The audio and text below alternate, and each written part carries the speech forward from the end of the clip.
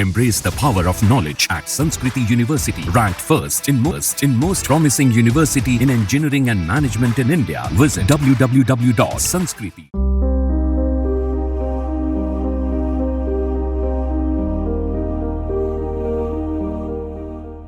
किराए के फ्लैट में रहने वाले भवानी शंकर और उनकी पत्नी के साथ मासूम बेटे बेटी के लिए आधे घंटे भयावह थे, जब खाई में बस गिरी थी और हर ओर खौफ का मंजर था।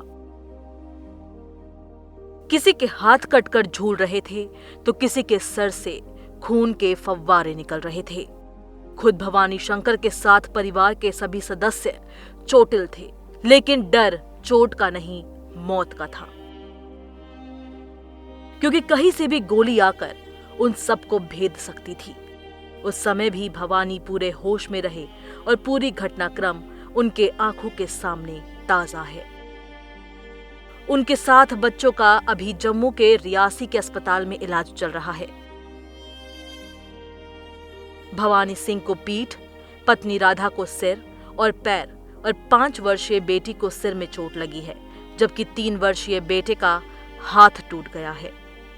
बेटी दीक्षा कक्षा 1 की छात्र है, जबकि बेटा राघव 3 साल का है। पत्नी को गंभीर स्थिति के चलते कटरा के अस्पताल में भर्ती कराया गया। भवानी सिंह मूल रूप से राजस्थान के जयपुर और पत्नी उत्तर प्रदेश के हरदोई की निवासी हैं। साल 2016 में वो दिल्ली आए थे और यहां इंडियन ऑयल के एक अधिकारी के निजी चालक हैं। वैष्णो देवी की ये उनकी पहली यात्रा थी। फोन पर उन्होंने बताया कि पत्नी कई वर्षों से माता वैष्णो के दर्शन के लिए कह रही थी।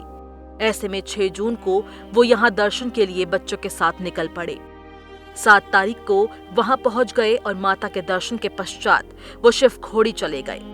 वहां से दर्शन के पश्चात बस से वापस जम्मू लौट रहे थे। उनके परिवार के साथ सभी यात्री जो बस में सवार थे काफी खुश थे और मां वैष्णो देवी के जयकारे लगा रहे थे। तभी बस पर आतंकियों ने हमला कर दिया।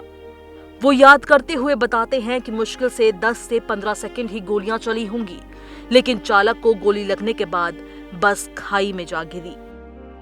4 बार पलटी खाने के बाद बस रुक गई, तब भी ऊपर से आतंकी गोलियां बरसाते रहे।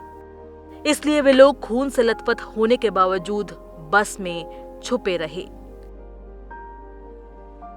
बस के अंदर दर्द से करहा रहे लोग, अपने परिवार को खोने का डर और हर तरफ खून का मंजर। वो कहते हैं कि उस समय तो यही लग रहा था कि आतंकी आएंगे और बचे हुए लोगों को भी निशाना बना देंगे। करीब आधे घंटे बाद वो लोग बाहर निकले और मदद के लिए आवाज लगाई। तब तक ऊपर सड़क पर कुछ लोग जमा हो गए थे जो मदद के लिए आए, लेकिन उनसे भी डर लग रहा था कि वो कहीं आतंकी ना हो। वो बताते हैं कि सोमवार को ही दिल्ली के लिए उनकी ट्रेन थी।